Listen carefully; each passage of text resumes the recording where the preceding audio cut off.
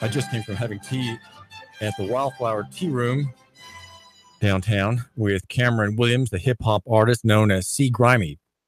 And our conversation is still in progress. And the conversation this morning was about the city of refuge concept and how this city of refuge concept, which comes from the Bible, Deuteronomy, and Leviticus, is one on which I'm working. A quixotic fight, if there ever was one, but it's one on which I'm working using Tennessee Code annotated and using also a down the middle argument that has tremendous political potential as well as tremendous legal potential for reform here in Chattanooga and across the state. It's a loco-centric reform that starts one jurisdiction at a time, one municipal corporation at a time, and that is called administrative notice. Now, I'm aware that I don't want to try your patience, you my listener here on the David Tula Show at 92.7 FM, but I want to, since it's fresh in my mind, I want to take this story a step further, and that is the use to which people such as Cameron Williams, C. Grimy, can put administrative notice. And I know it's going in this direction. It inevitably will. Of course, I'm not giving any kind of legal advice. I'm not licensed to practice law, and I'm not an attorney, but I'm talking about law, and I'm talking about your defense in the law for obtaining a remedy.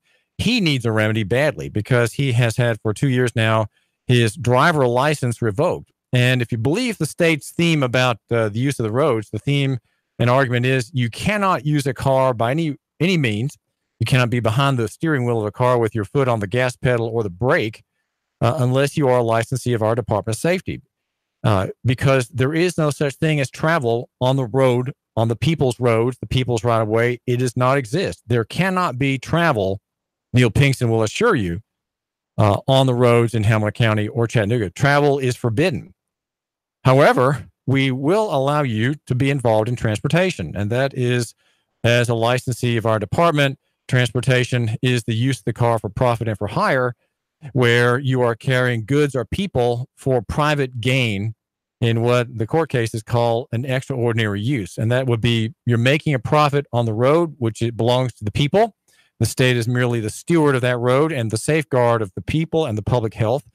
And so the state rightly regulates transportation, the for-profit use of the road, where your principal place of business is the highway, the lane, the road, the boulevard, and the avenue. That's what's regulated by the state, and that's what is enforced against everybody, including Cameron Williams, who got into trouble for driving unrevoked. And so he is scrupulous to accept the civil death sentence that the state has imposed upon him. And my goal is grand. It is to overturn the system operating in 100% of jurisdictions in Tennessee. Probably it'll happen after I'm dead. But do that by means of constitutional rights and assertion of the limits of the statute. The statute is a foot wide, as I told Chattanooga City Council, as I've told others in authority, and it's being enforced as if it were 10 feet wide. It's actually not 10 feet wide in its scope, in that which it makes liable, right? In its claims of authority against particular parties. Those parties altogether are a foot wide. Though everybody on the road, everybody is assumed to be subject to that title in the Tennessee Code. Even Cameron Williams, who does not use the road and has never apparently used the road for his principal place of business. And so he is under the death sentence imposed by the rules that we all know, right? He's under death sentence by common thinking, right? Conventional thinking enforced by the cops and the deputies, by Sheriff Jim Hammond and every other place.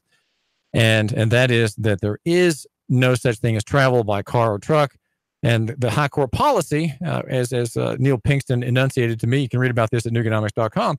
Neil Pinkston says there is no right to travel. It just doesn't exist. The only thing that is travel anymore is the change of domicile from one state to the other. So if you move to Ringgold from Chattanooga, you are traveling. That's travel, and that's all that travel is in the law. Of course, that is simply incorrect.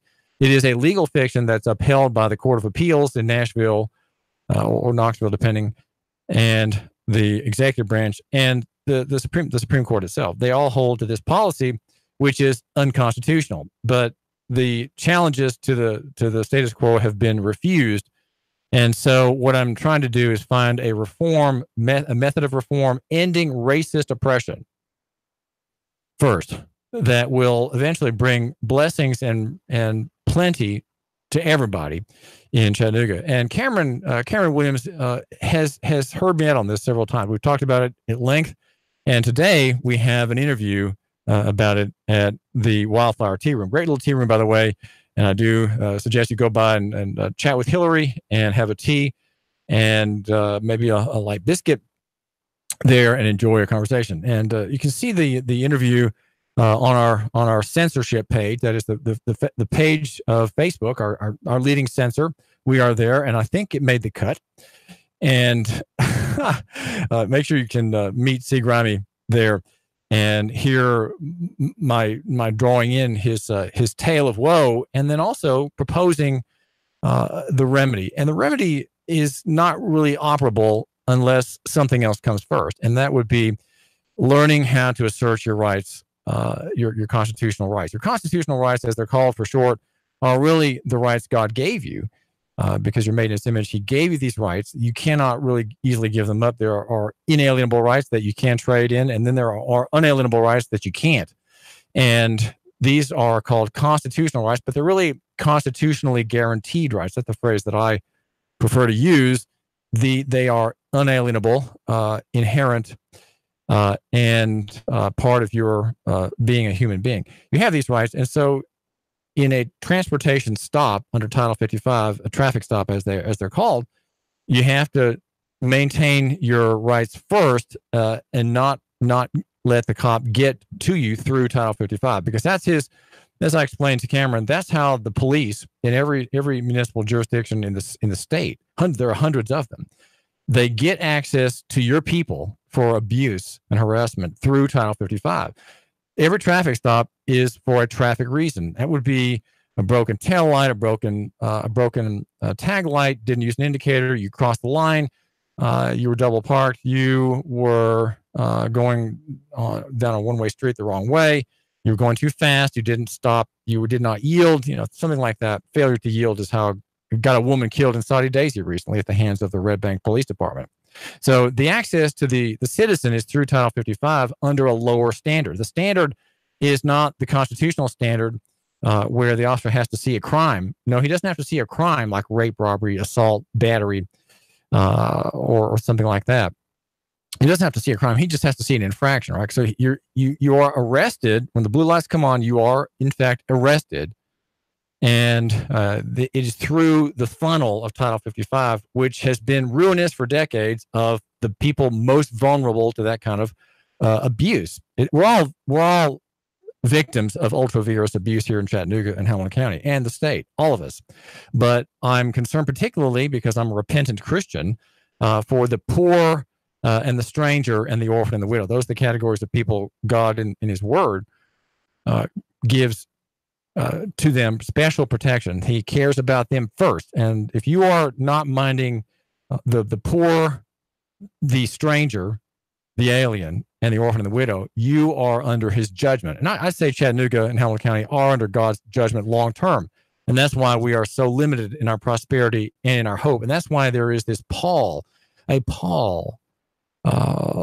smoke from a fire in California across the hearts of Chattanooga and Hamilton counties. And we can see that in many areas.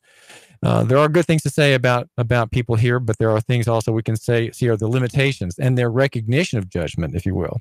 And that is their lack of interest in city council. The fact that city council is not mobbed every Tuesday by people who are angry and police abusing, especially of minority women, and especially of women. The fact that you, my listener, are at home just mowing the grass on Tuesday night and not going down there to file a complaint shows that we are under a judgment. We don't care about these people. And don't forget, blacks are aliens and strangers in the land. It's how I consider them from their time of enslavement. And they're still subject to the slave master's mentality through the state. The slave master is not the individual plantation owner or farmer or master. It is the state itself. The state has, we have slavery just in different forms today.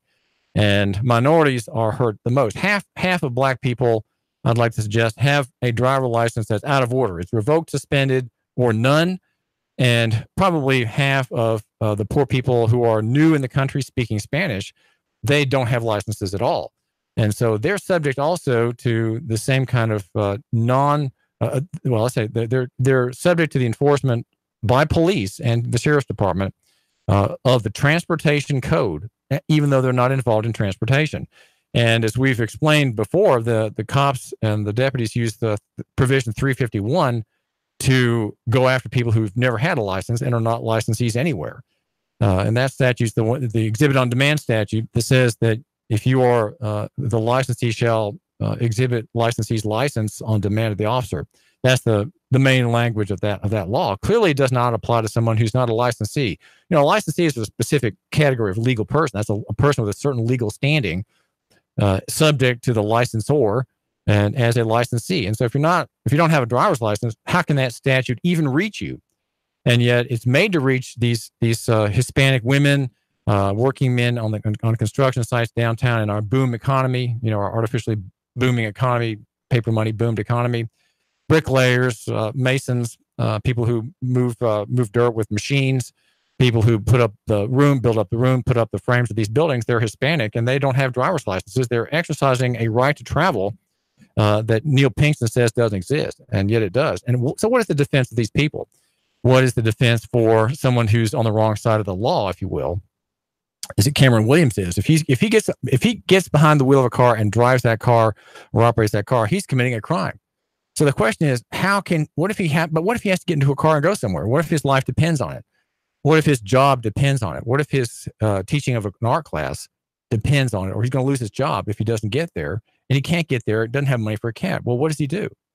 Well, he gets into a friend's car and goes there by car. But what if the cop stops him?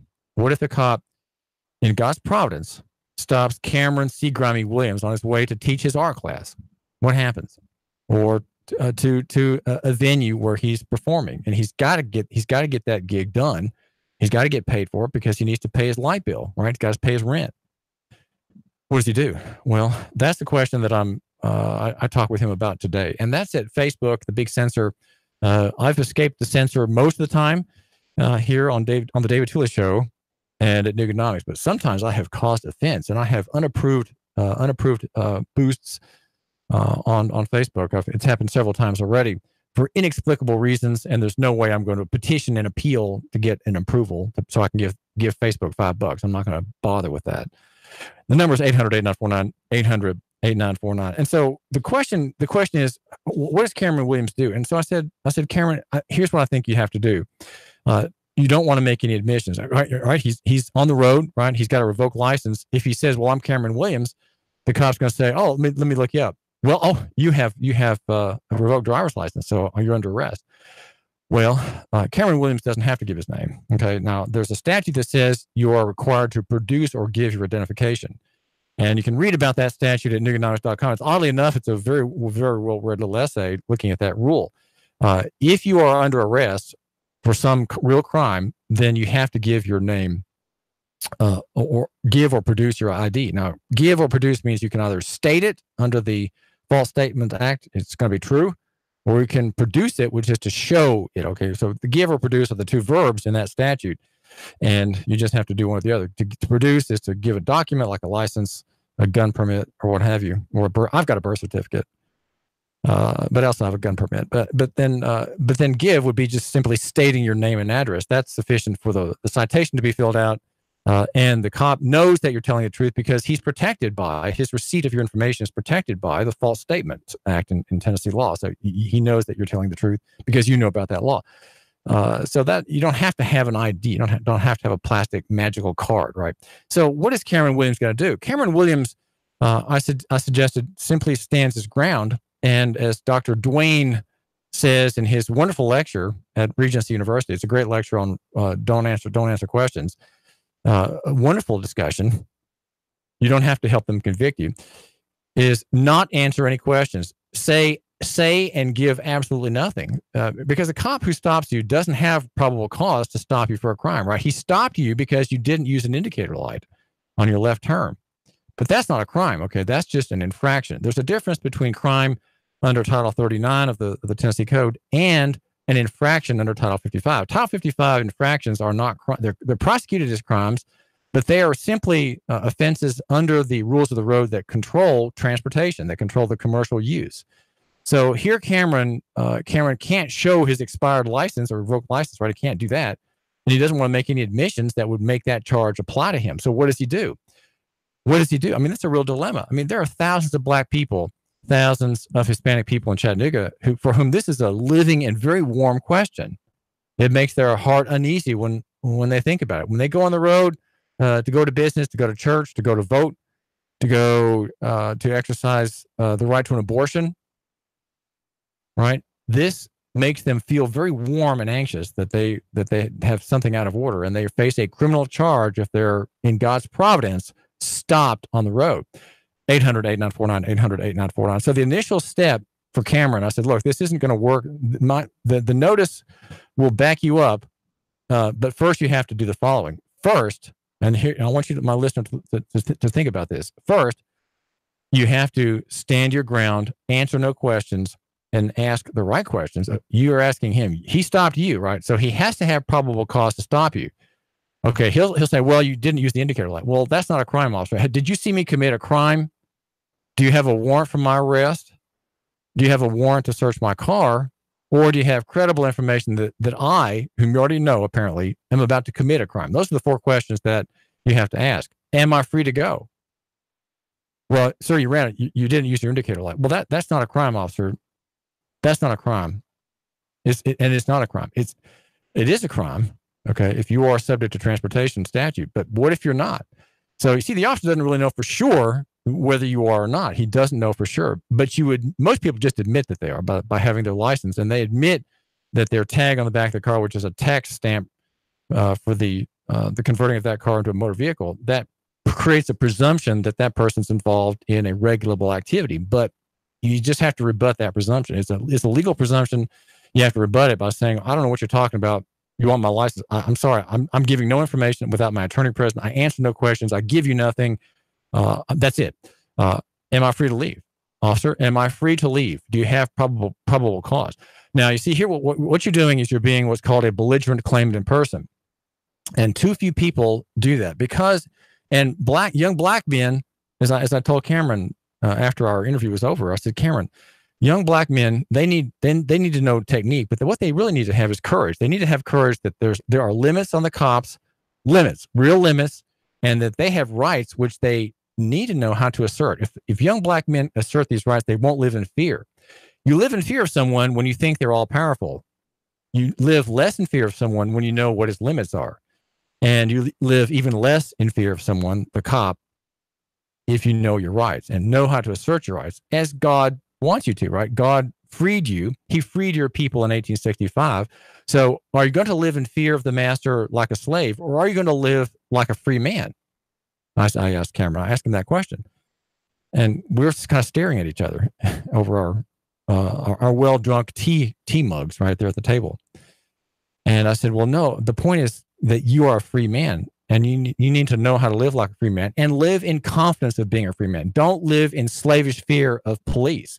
Know your rights, know their limits. And my notice is all about that very point. My notice shows the limits of their authority. They have a foot-wide authority, and they're exercising it as if it were a 10-foot. It's a 1 foot wide authority, and they're exercising their authority as if it were 10 feet wide. It's not 10 feet wide; it's 1 foot wide, and the only people in that authority is transportation. You see, man, Dave, this is just, you keep going back to this point. Well, listen to me. Listen, we can have a reformation in Chattanooga if we have a mayor who understands this issue, because Mayor Burke, though he's a lawyer, understands it, refuses to consider it as important. He will not respond to me, will not give me a meeting. If we have an open city, if we have a city of refuge in Chattanooga from abuse of this statute, we will become a prosperous city, and we will be a welcoming city for Hispanics, for black people who have troubles with their permits and their licenses from all around the state, all around the country. People will come here because they know we are a free city. We are simply obeying the law. We're simply obeying Title 55. We are not going to continue abusing that statute. We're not going to allow the mayor's department to continue abusing people under that statute. We're going to have a free and open city. That's a blessing. That's a city that wants people to come here, that wants people to be free, wants them to be protected. That's called the city of refuge concept. It's called the Haven City concept, and it comes straight from God, because you know what it's doing?